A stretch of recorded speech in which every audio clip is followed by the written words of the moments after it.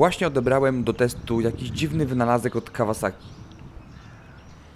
Pani z parku prasowego próbowała mi wcisnąć, że to nowy motocykl, że niby rocznik 2015. No ale ja taki widziałem na fotografiach dziadka, z jego wycieczek ze szwagrem w latach 60. No i dobra, zobaczmy jak to jeździ. Okej.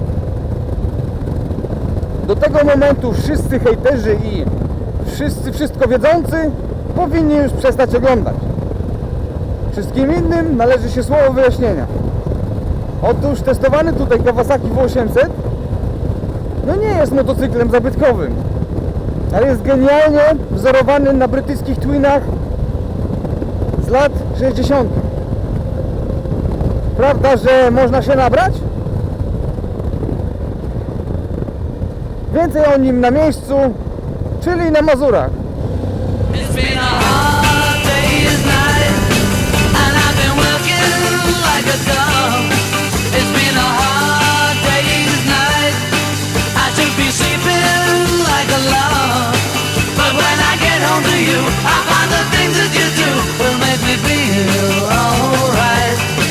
You know I work all day to get your money to buy a thing.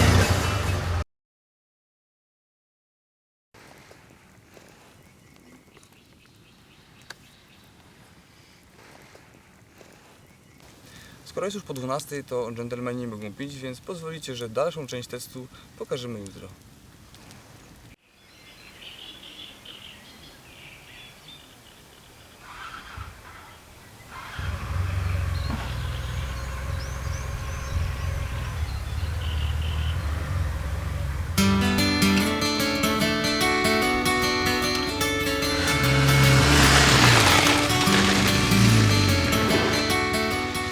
No dobrze, faktycznie, look ma całkiem dystyngowany.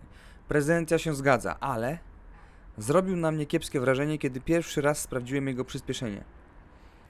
Przy kręceniu silnika pod czerwone i dynamicznej zmianie biegów motocykl robił tak. Nie przekonał mnie tym do siebie, a raczej zdystansował. Nie wiedziałem, czy to zasługa niedostatecznie sztywnej ramy, czy o co chodzi. Dlatego przez pierwsze 100-200 km do każdego zakrętu podchodziłem jak pies do jeża. Kiedy jednak trochę się przełamałem i pierwszy raz mocniej wyłożyłem w zakręcie, ku mojemu zaskoczeniu jednak nie trzeba mnie było zdrapywać z asfaltu. Motocykl był stabilny i przewidywalny. Co prawda przy dynamicznej zmianie biegów nadal robił coś takiego, ale już jakby delikatniej, mniej przerażająco, a przede wszystkim rzadziej. Po 200 km pełzał jeszcze rzadziej, aż w końcu zdarzało mu się to sporadycznie. A może mnie? To tak naprawdę tyle z tych mniej pochlebnych słów na jego temat. Reszta zachwyca. I nie mówię tutaj tylko o fantastycznym odwzorowaniu stylowych brytyjskich Twinów z lat 60., ale o całokształcie W800. Jest to niesamowicie wdzięczny motocykl. Dla mnie to powrót do korzeni.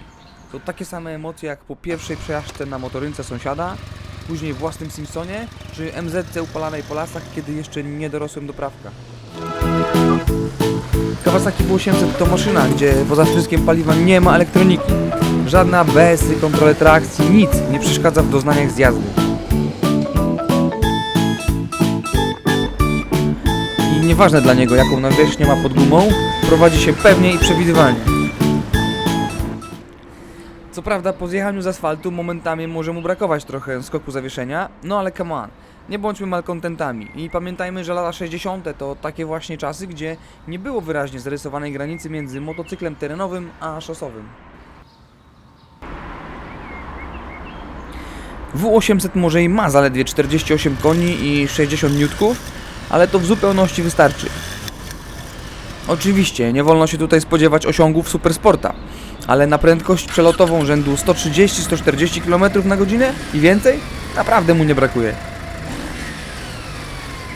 Jak to bywa na motocyklu bez szyby, jazda powyżej 120 km na godzinę to nierówna walka z siłami natury.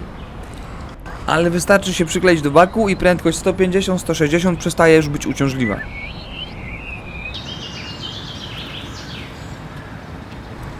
Drobne mankamenty pod tytułem jakość materiałów, z których wykonane są np. kierunkowskazy, czy dość miękkie przednie zawieszenie,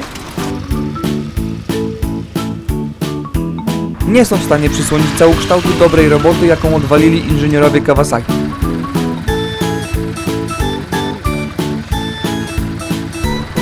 Podsumowując, W800 to nowoczesna i niezawodna maszyna, w którą konstruktorom Kawasaki udało się tchnąć ducha motoryzacji dawnych lat.